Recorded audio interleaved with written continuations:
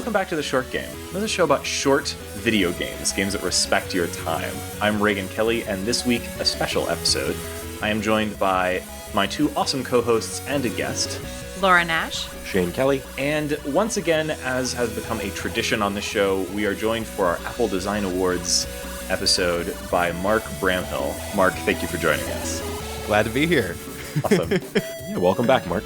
So if you don't know Mark and his work, Mark has, well, first of all, Mark's most important work is that every year he comes on our podcast to talk about the Apple Design definitely the thing that people put in his bio on Twitter. It says once a year guest on Short Game. Yeah, but Mark is also a producer for Bird Note and host of the incredible Welcome to Macintosh podcast, which I dearly love.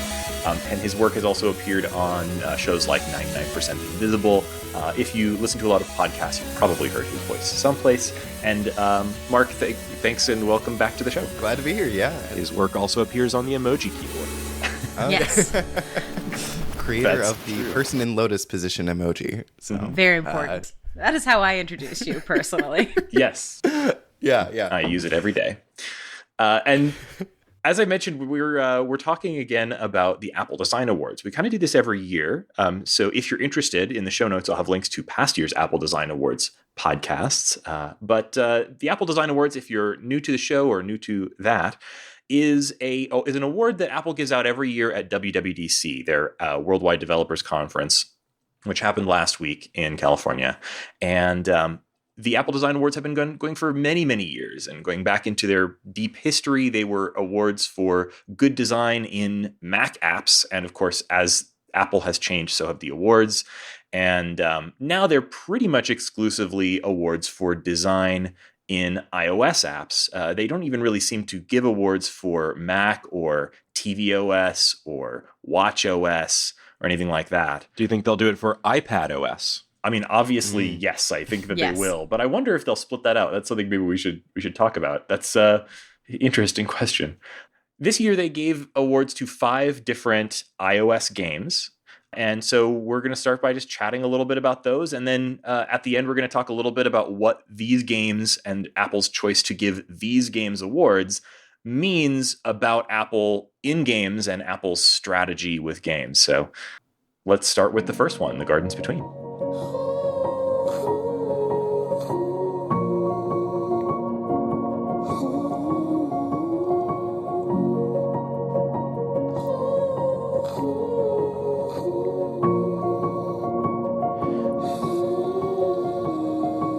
We did a whole episode on the Gardens Between recently, but we were complaining that we wish it was on the iPad, and lo and behold, it is now on the iPad.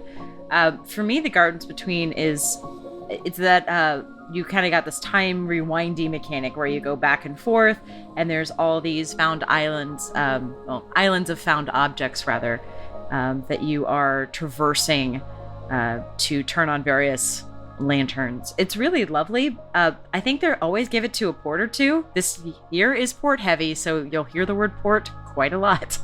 Yeah, I think I looked through the list and totaled it up, and first of all, every single thing that got an award this year is multi-platform, and most of them are ports from other systems that, started on something else and came to the iPhone, which is unusual. Yeah.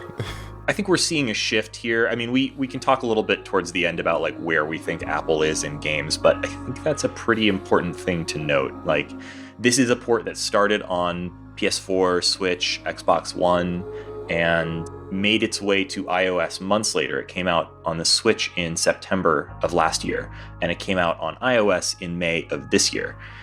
But it is a really lovely port, so if this is a game that passed you by last year and you're looking for something to play that is, really beautifully designed, but is also kind of a mechanically light experience with like really interesting, striking visuals. I mean, I can see why they gave an award to this, but it is also, we don't probably need to spend too much time talking about it since we did an entire episode on it back in September of last year.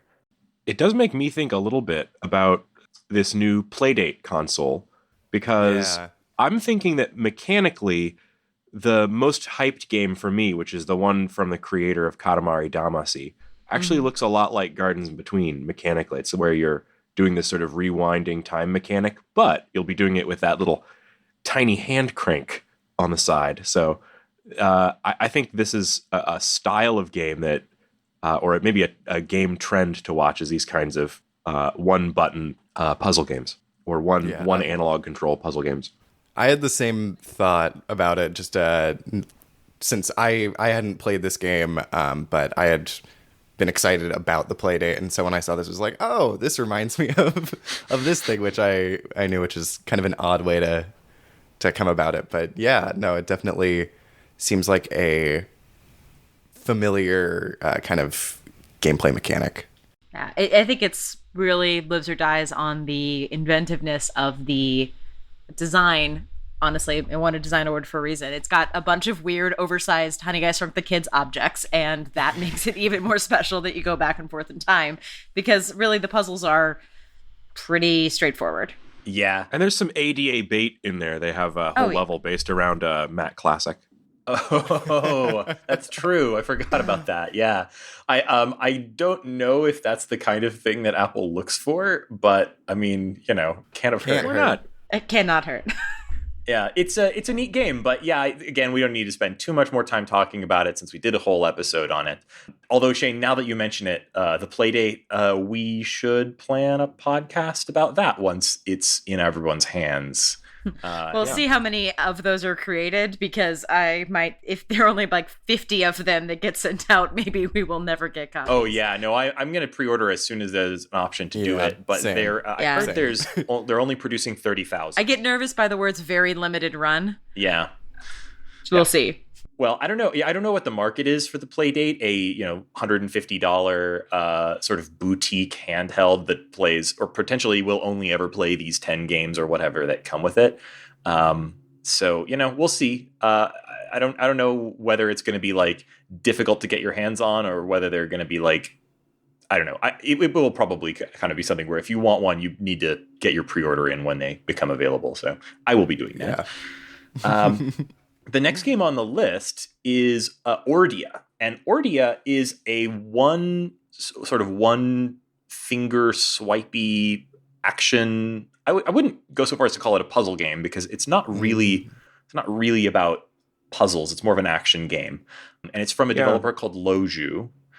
And of the ones that I tried for this, like I had not heard of Ordia before the awards, which is a little unusual actually. Most of the time, the games on the list for the Apple Design Awards are circulated well or widely enough that I've heard of them months before the awards. And in this case, I don't know if I just missed it or what, but I wasn't aware of this game. I'm glad I checked it out. It's pretty cute. To me, it had kind of the feel of a puzzle platformer without the actual platforming. It takes this mechanic that Angry Birds pioneered of a swipe to launch, and it applies it to a puzzle platformer in a way that I think feels really natural and good on a mobile device. So it's a great example of a game that has some mechanical fun to it, and visually pleasing, and works well on Apple style hardware. Yeah, the game that I thought last year might have gotten an award, but it's really super gross, so I completely understand why Apple stayed away from it. And it's also maybe about polyamory. It's called Spit Kiss, where you're basically flinging spit around the screen. Same mechanic, but there's no rest stops. So if you're looking, Ordia is much more relaxing because there's rest. Spit Kiss is a adorable gross out fling game. This is a much chiller, blue tone, relaxy game. So I was shocked how much the mechanic is basically the same, but this one got a design award, I think, because it's just a little bit more polished. Spit Kiss is intentionally rough, but it was a bigger hit. If you can call a tiny indie platformer about polyamory on the iPhone a hit. Yeah, I thought it was really fun. Very simple mechanic for the whole game. And the aesthetics of it, I thought they're very, very cute. And it's very polished. But as you get through the game, then the different worlds, there's a few new types of challenges and puzzles that you kind of have to work through. but a lot of it felt mostly the same, where it didn't feel like it had as much depth to it as I might have liked. But it was fun. There's a few different ways you can play it, whether it's time trials or the main levels, and there's some bonus things you can unlock, but it's definitely a pretty straightforward game all the way through, where I might have liked to see a little more variance in how the world works between the three kind of universes or worlds that you have to go through in the game. Yeah, I think the main leveling mechanic is to decrease the frequency of the checkpoints, which is not something I am a huge fan of in puzzle games because I often take long breaks before I play more levels. So I think this one assumes that you are playing and advancing rather in a compressed time period, because to me, I think difficulty ramping up is great. Moving up the frequency of the checkpoints, not always so much, because you're going through a lot of boring stretches. So that's my one complaint about most of the time it's really, pretty pleasant journey. There's a lot of little creative obstacles. They do change up the enemies, for lack of a better word. But I do wish they hadn't principally changed the difficulty by letting you save less frequently. It does make me less likely to stay with a puzzle game.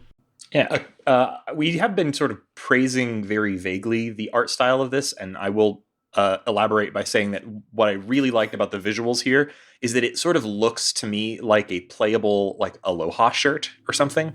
You know, yeah, I was gonna say a really nice tea towel from Etsy, and like a $40 towel that you only get for Christmas, and you're like, yeah, this is nice. This is nicer than anything else in my apartment. To me, it really, really resembles.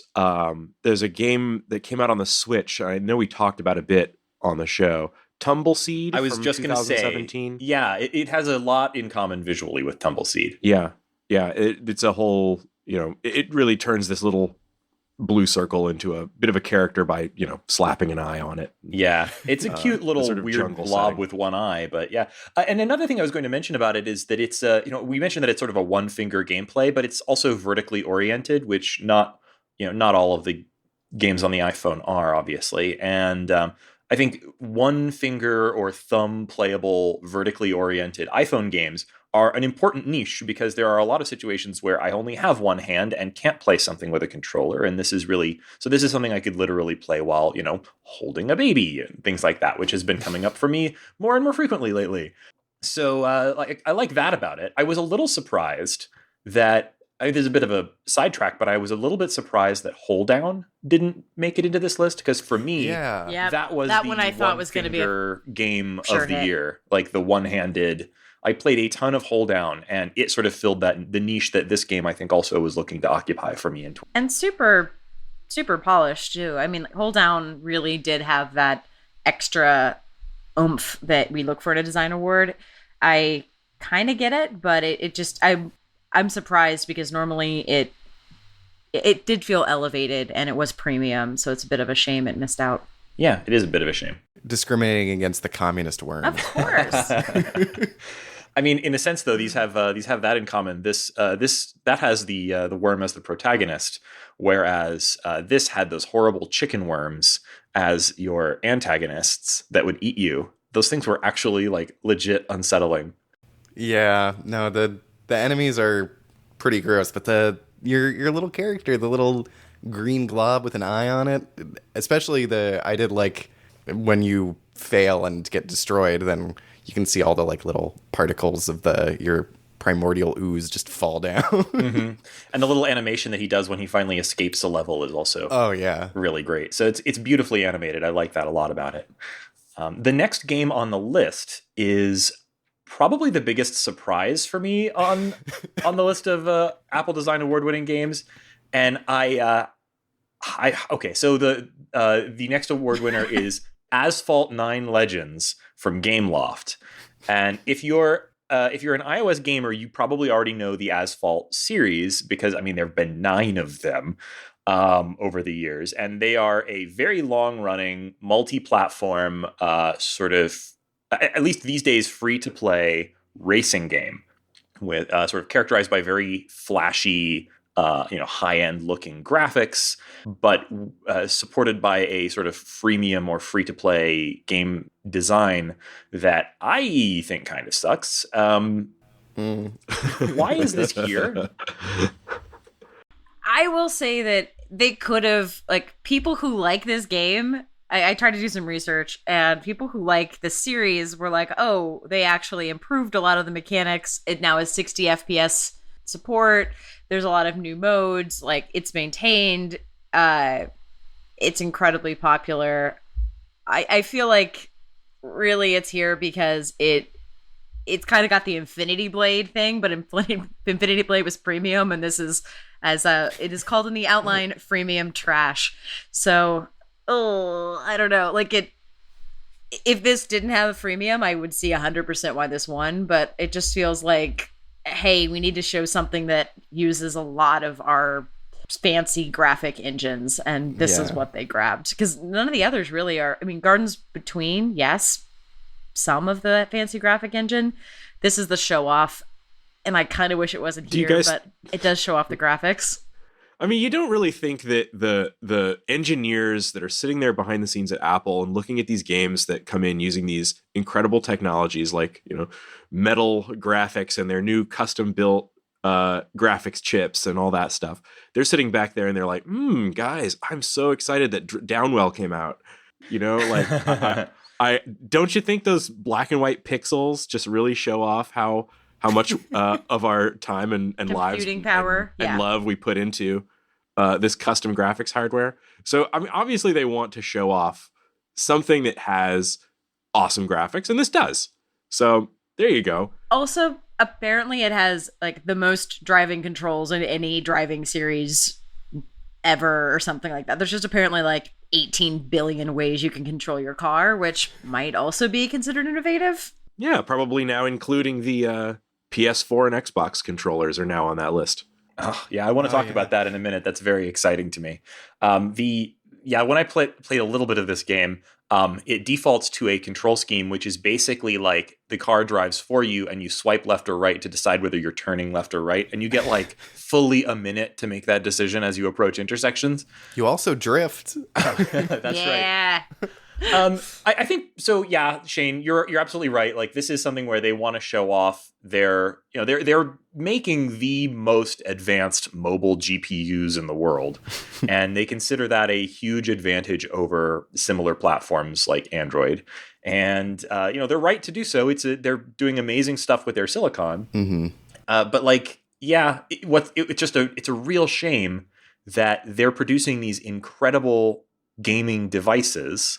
And yet, the only way to support producing a game that actually really uses that hardware to any real extent is to use this business model, that the freemium, business model that's just not interesting to me. I don't know. I don't want to feel like a whiner, but it is this feels sort of emblematic of this is what you have to do in order to have a reasonable business making graphically intense games on iOS. I briefly downloaded this.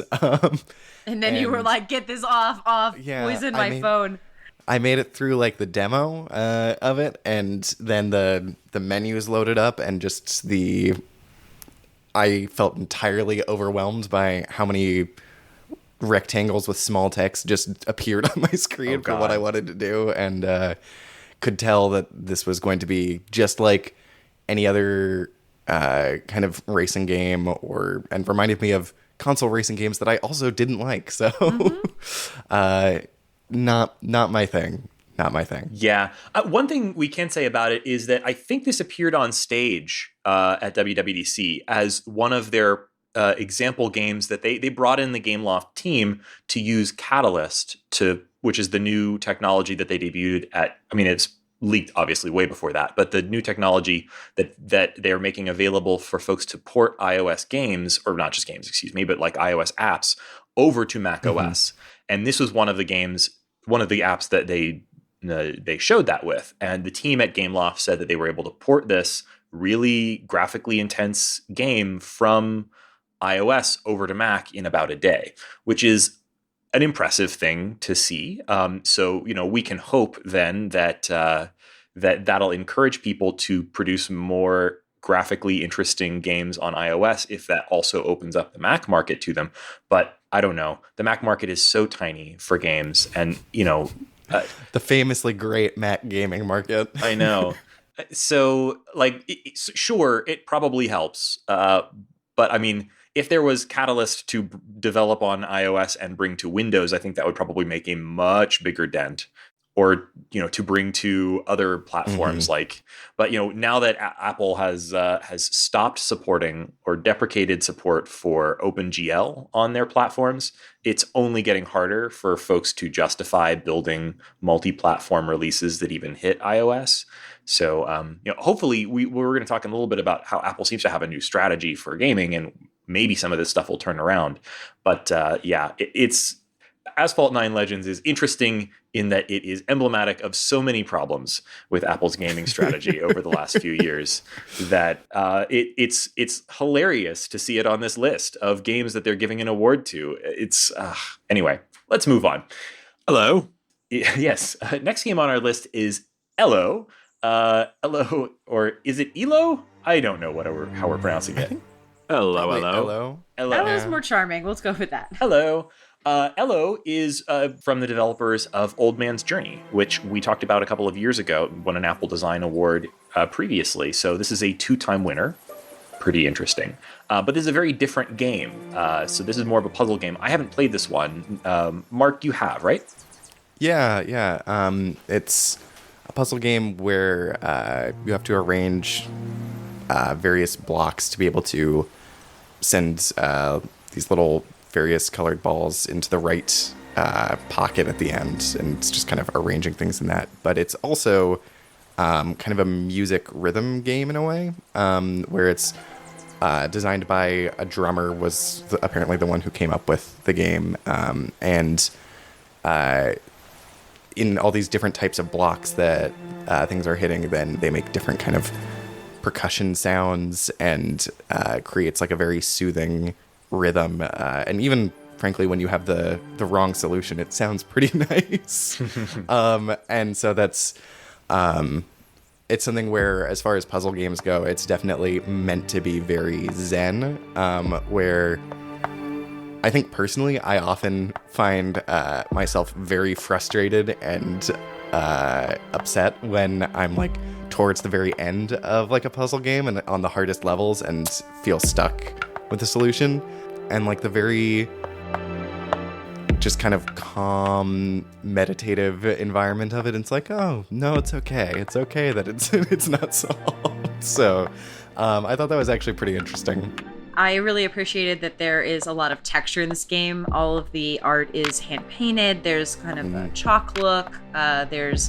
It's not just the kind of watercolor blur you get on some things. They definitely have got a bunch of, it's an Aztec theme, I suppose, is the best way to describe it. A lot of different interesting borders applied to things. The different tiles for the different tones have unique artwork. Everything looks very layered, and that applies to the sound design as well. When you strike different blocks, it's kind of like a laser bouncing off the blocks, and whenever the little dots hit, it makes a sound. That sound both has like a drum beat and an overtone, so you get almost a melody coming out of it. There's birds in the background, so even when you're not striking anything, there's a bit of kind of a rainforest vibe coming through. So I feel like it's really got that intentionality that we look for in a puzzle game, and it's super zen. Again, if you don't hit the button, it's not like anyone's shooting you. Like, it's just bouncing blocks. And I didn't play it with headphones, but I can imagine if I needed to chill out, this might be something I reach for with headphones on in my office. I haven't played this one, but I did take some time to listen to part of the soundtrack, which is on Bandcamp. So I don't know how this is meant to be pronounced. It's Scientific, or SCNTFC is the name of the artist. And they're the same person that did the Oxenfree soundtrack, among others. So we've talked about them on this show before. I think we really liked the Oxenfree soundtrack. And so It's obviously one of these things where the music is partially generated by the levels, so I'm not really sure how representative the soundtrack is of sort of that experience, but it sounded really good. So I'm really looking forward to playing this one. It's the one of these that I have the least experience with, just due to time. I didn't get around to trying this one, but I think I'm gonna now. It looks really neat. Yeah, the animations alone are pretty cute. I mean, like a high-pitched noise will happen when you get kind of the more anxious of the chimps, but when you hit one of the more zen animals, it's a really low basso tone. It's that kind of stuff that makes me really happy. Also, I kind of had the perfect experience with this game because I downloaded all of these games for my flight home from Bulgaria this week. Where I was for work, and so that's a long flight. I had tons of layovers too, so I was playing a lot of mobile games and just disappearing into this in a just chilling out with headphones on, playing this game. It's a really nice experience, really great for commuters and flying and things like that. Wow, yeah, that's actually now that you mention it, I have a flight coming up. I'm gonna download this, and that's definitely on my list. Yeah, and earlier with the Ordia, y'all mentioned how it kind of looked like a Hawaiian shirt. This really looks like a Hawaiian shirt come to life, like with little tiki Easter Island heads. Yeah, I kind of expected Raygan to like this because listeners may or may not know Raygan's a collector of tiki barware, so. I figured this would be stylistically right up your alley, right, Rayg? It does look pretty rad. I just haven't had time to give it a shot yet, but I'm definitely going to soon. The last game that won this year is Thumper Pocket Edition, and I have played Thumper. I think Shane's played quite a bit more Thumper than I have, but neither of us has played the Pocket Edition. Laura, I believe you have, right? Do you want to talk about it a little bit? I played a ton of this.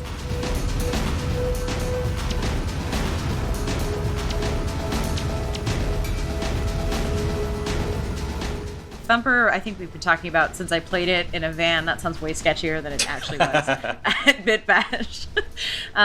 Please come into my van and play my demo. I did, and Thumper was amazing in that crazy sound outfitted dark van. Oh wow! But honestly, the Pocket Edition is when I needed Thumper the most. I was at Thanksgiving with so many lovely people, but I've been with them for quite a long time, and I needed some introvert time. And I went off to go play a game for the podcast. It is now almost a year later, and I can say I played the game for the podcast, so I didn't lie.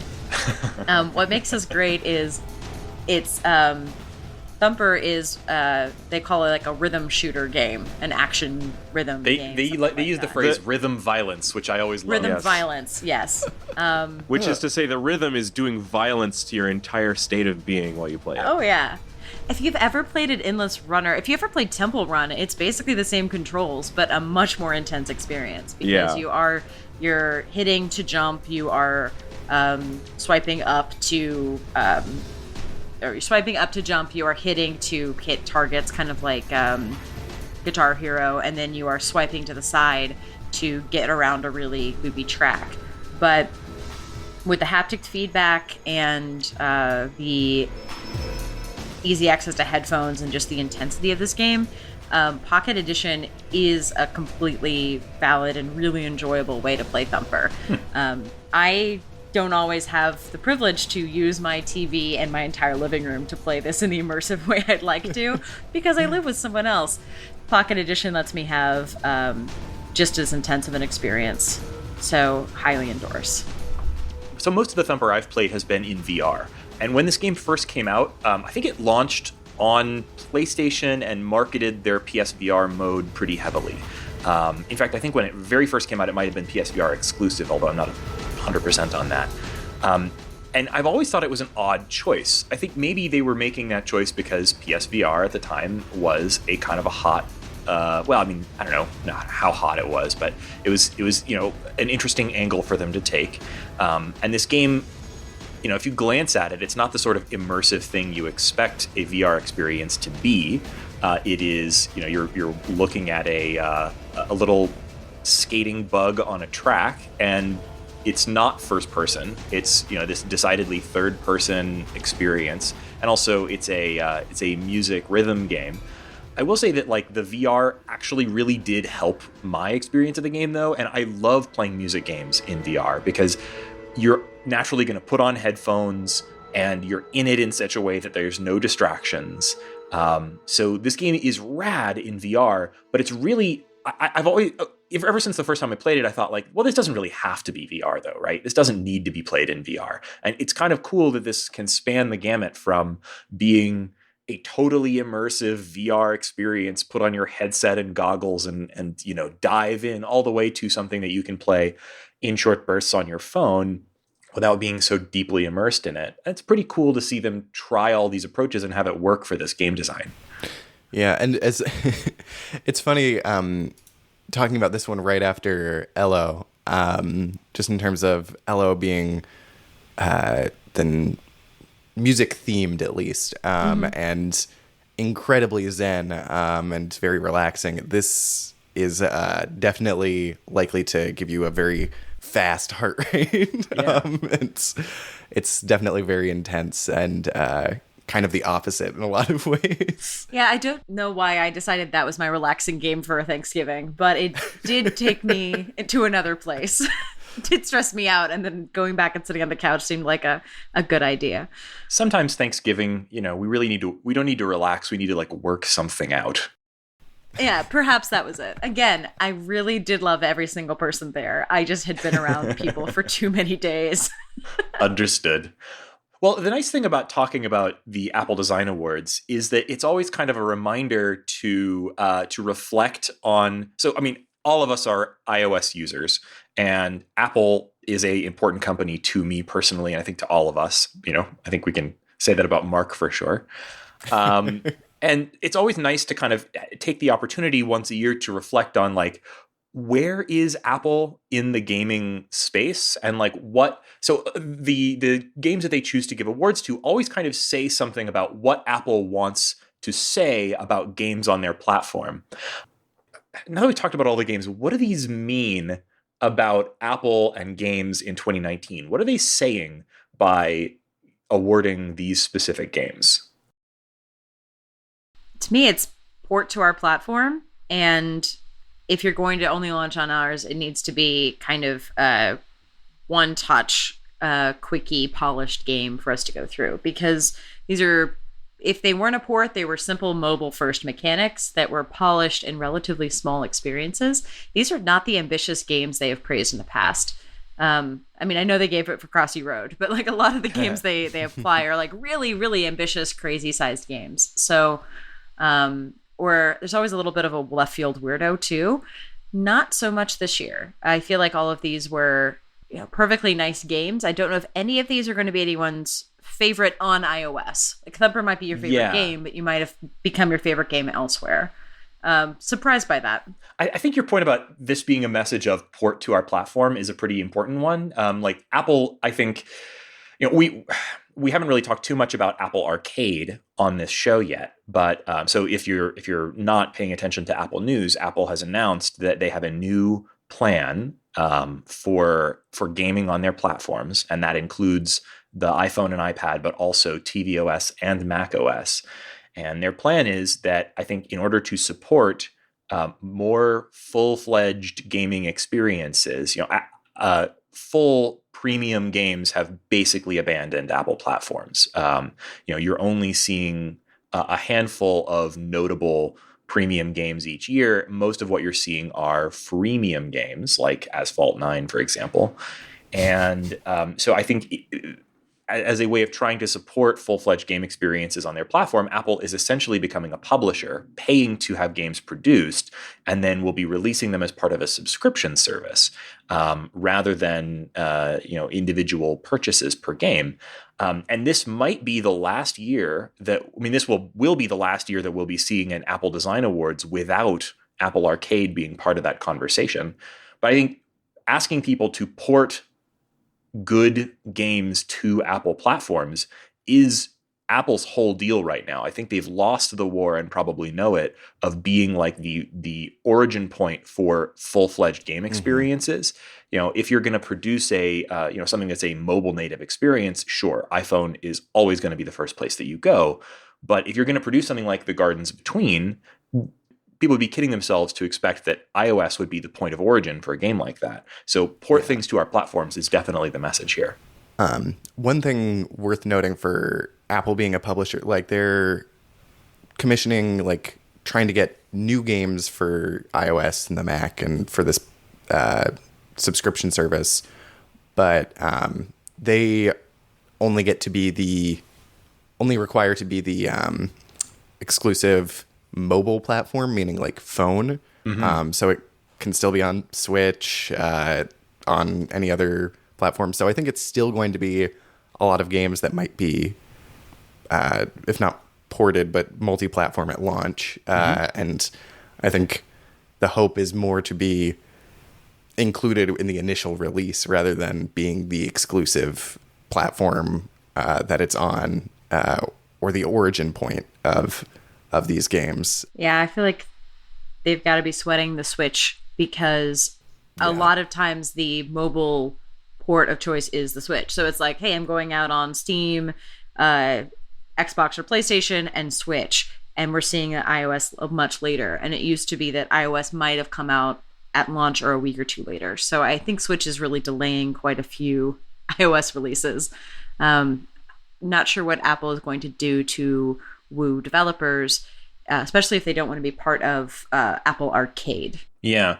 The biggest change technically that they're making here, I think a big barrier for porting these console developers know they can make money on a console, right? You can put a game on something like the Switch or even something like PlayStation 4, and you can charge $15-$20 for it, where on iOS that would be absolutely unheard of.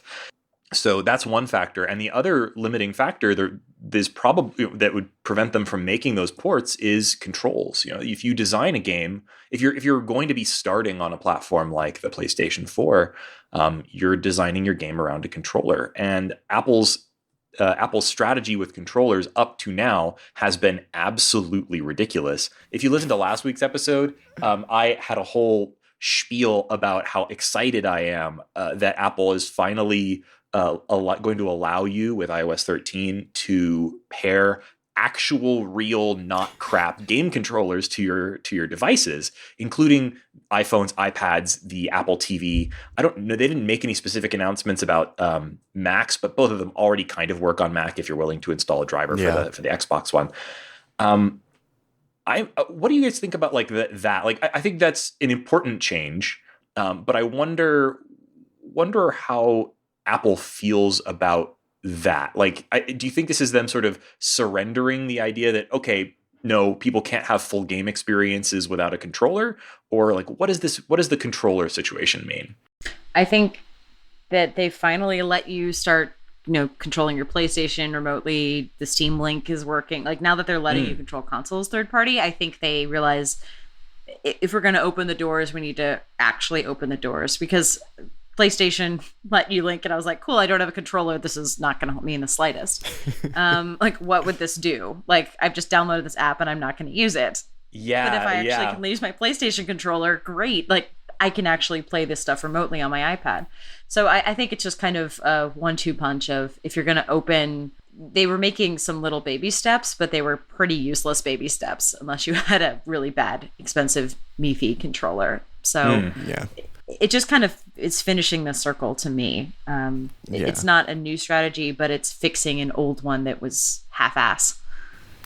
And I would bet that a lot of the reason that this has been enabled now is not coincidental with Apple Arcade coming. I would, if I had to guess, it would be something that probably in talking to talking to game developers, a number of these larger studios probably said, we're interested, but we're not going to develop an entirely new control schema. Yeah.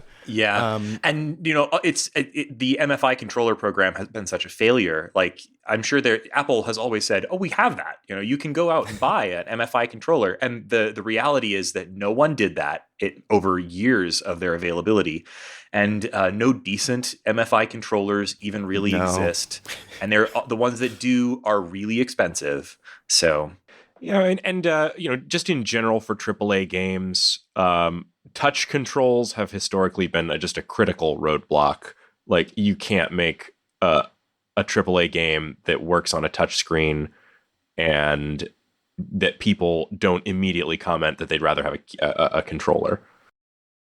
I can only think about like how much better the situation would be on things like the Apple TV if this had been the case from the very start. You know, with the Apple TV, it was just a nightmare of like mixed messages and shooting themselves in the foot. Where when they first came out, the future they of said, TV is apps. Oh God! They first said every single game on this platform has to be playable with the Siri remote, which is the most limited piece of junk. Just the dumbest thing I've ever heard. What are you talking about? It's got a touchpad. Touch is all you need for my God. Anything. I mean, the Siri remote is a joke, but like at first, every game that came out on the platform had to be playable with the Siri remote. Then they finally said, okay, and you can offer MFI controller support as an additional option, but you can't require it. It took over a year, I think, for them to reverse that position and say, it's okay if you want to release a game on the Apple TV that requires a controller. But then that means that, you've got to have somebody who has an Apple TV, goes out and buys an MFI controller to play potentially just one game that'll probably be on other platforms that they already own a controller for. So continued foot shooting. And I don't know, the whole thing is like, if there'd been an option for people who cared, anybody who cares about games already has either a PlayStation controller or an Xbox controller in their house. And if they'd been able to use that from the very beginning, maybe the Apple TV as a gaming platform wouldn't be such a complete joke. But it is what it is. Here we are. Yeah. Here we are. Yeah, I'm excited about that change, but I'm not actually that optimistic that this late in the game it's going to make that big of a difference. But what I do think it's going to make a big difference on is the iPad. Lots of kids have iPads. They all want to play Fortnite.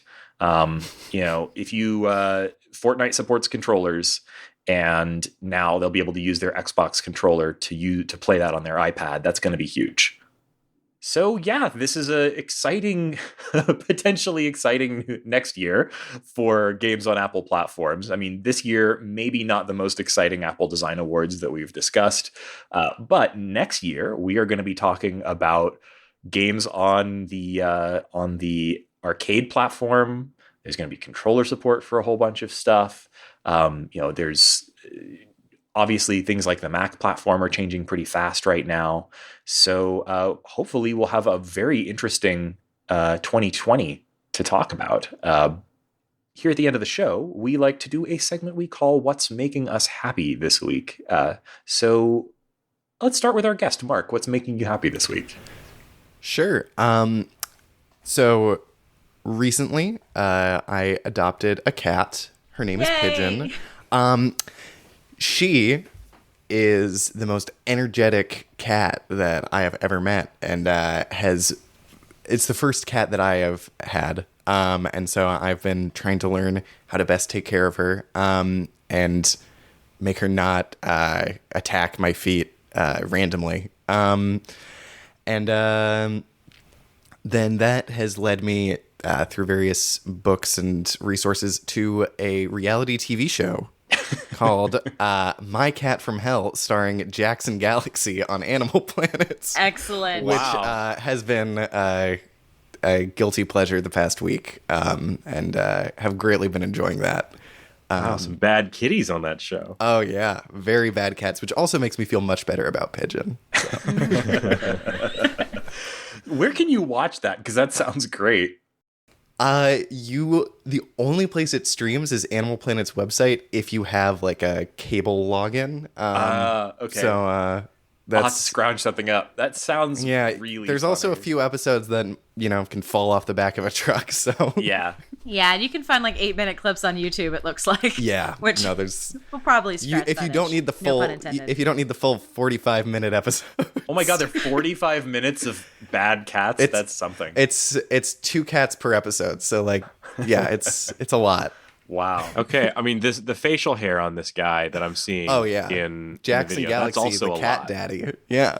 Oh And God. is he a cat whisperer? Does he solve these cat from hell problems, or does he just venture bravely into hell to see these various evil cats? He's a cat behaviorist, so he helps solve these problems.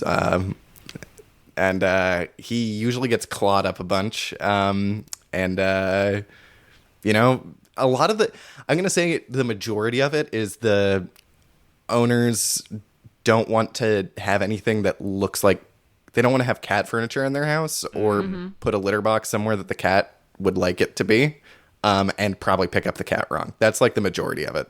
It's why you have a cat that's terrified and very angry. Is you're roughhousing with it like it's a dog, and you have a litter box that's in the basement. And next to the water heater or something like that. Yeah, that would do it. From the casting list, it's excessive growling, hissing, scratching, biting, ruining furniture, tearing the house upside down, escaping, etc. are suggested behaviors if you want to submit your cat from hell. Yeah, no, there's some of them are definitely like, one was like a feral cat that they had fostered and wound up taking in just because if they brought it back to the shelter, it was going to be put down. But they just had a feral cat living in their house. And so that was definitely one where it's like, it's not so much the people as much as this really is a behavior issue. But no, it's definitely a fun show. Very, very silly. And, learned a couple of tricks for helping to catify the apartment. So. That's a really good pick. Laura, what's making you happy this week? So we've talked a little bit about Game Club, but I was ecstatic that Space Miner has finally gone into test flight, so you can test drive that. Space Miner has been one of my favorite games for a long time. I got it, and over the course of like a couple days when I was supposed to be doing other things, played through pretty much the first campaign. I'm going to hold out on a full review because I hope we can cover it in the future with a larger Game Club episode. But Space Miner has definitely been a highlight this week for my packing breaks. Nice. I downloaded that too. And we're hoping to do a full episode on Game Club because it's an exciting new development in the iOS game space, sort of like Apple Arcade is. So if you're interested, look up Game Club. You can get on their Discord and get access to the betas of all the games that they are bringing around. So that'll be hopefully an upcoming episode. So my pick for this week is also a game that I don't want to over talk about here because I'm actually hoping we can cover it on the show, even though it's kind of not exactly the sort of game that we cover. I've been playing a ton of Outer Wilds this week. Outer Wilds came totally out of the blue for me, and I 100% recommend it. And I don't want to tell you too much about it now because it is a game about discovery, and a lot of the discoveries in it are really surprising. So I'm going to keep my description here totally spoiler-free. If we do an episode on it, it'll probably be more of a spoiler cast. Outer Wilds is a Windows and Xbox One game, so you have to have one of those platforms. But it's a exploration game about a tiny solar system. The entire solar system is about 30 kilometers across.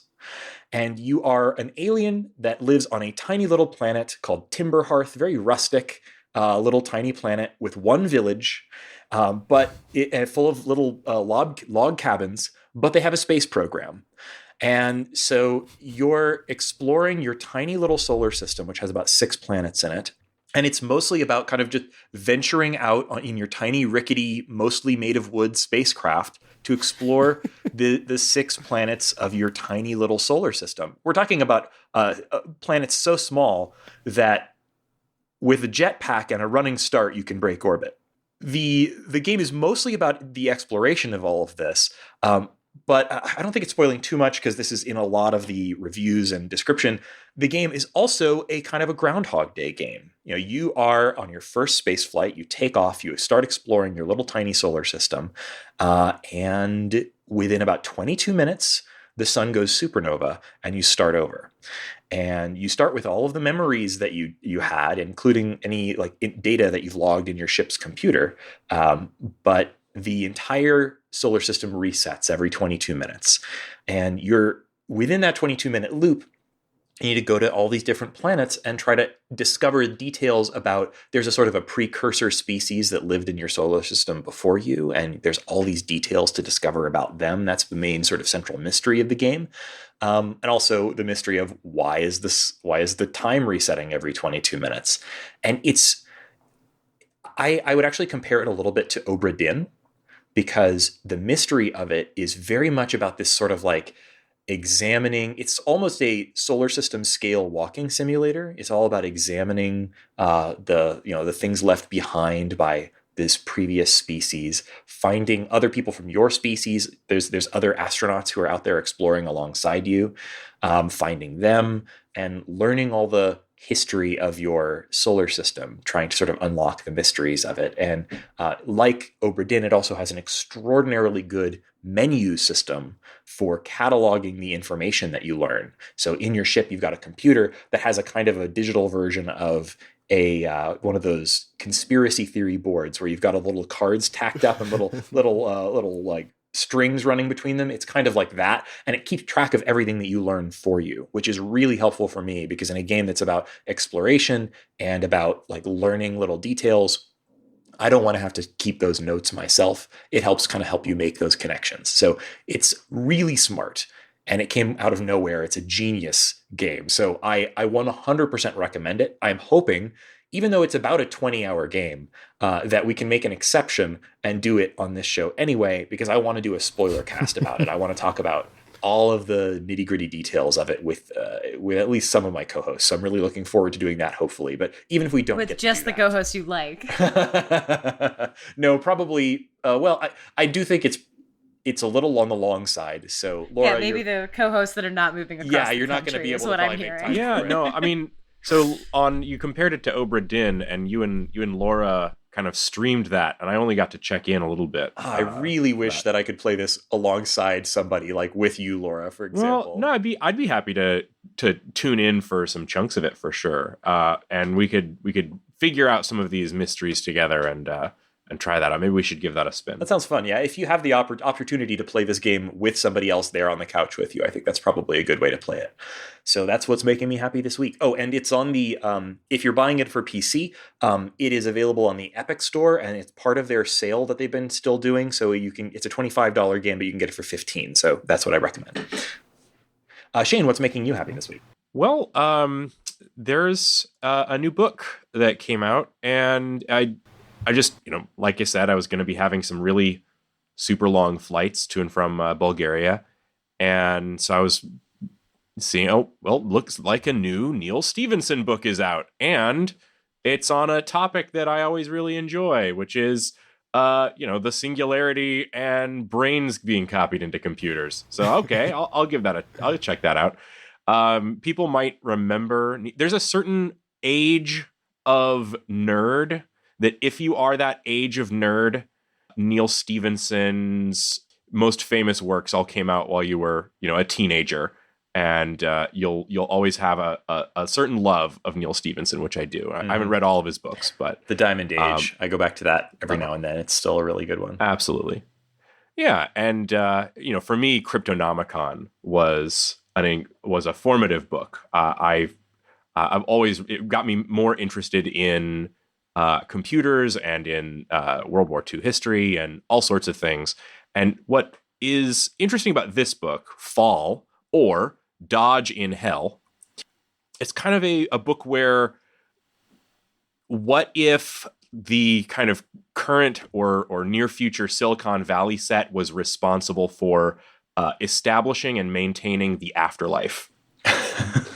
And it takes this sort of take of like, okay, so this guy's there's this character, Richard Dodge Forthrast, who actually happens to be a character from another Neal Stephenson book. But in the very first chapter of the book, he goes in, the first 50 pages of this book are actually kind of boring, because it's just this character, Dodge, getting up in the morning and taking a shower and doing stuff like spending 2 full pages looking at like soap bubbles and thinking, gosh, that would be hard to simulate in a digital world, wouldn't it?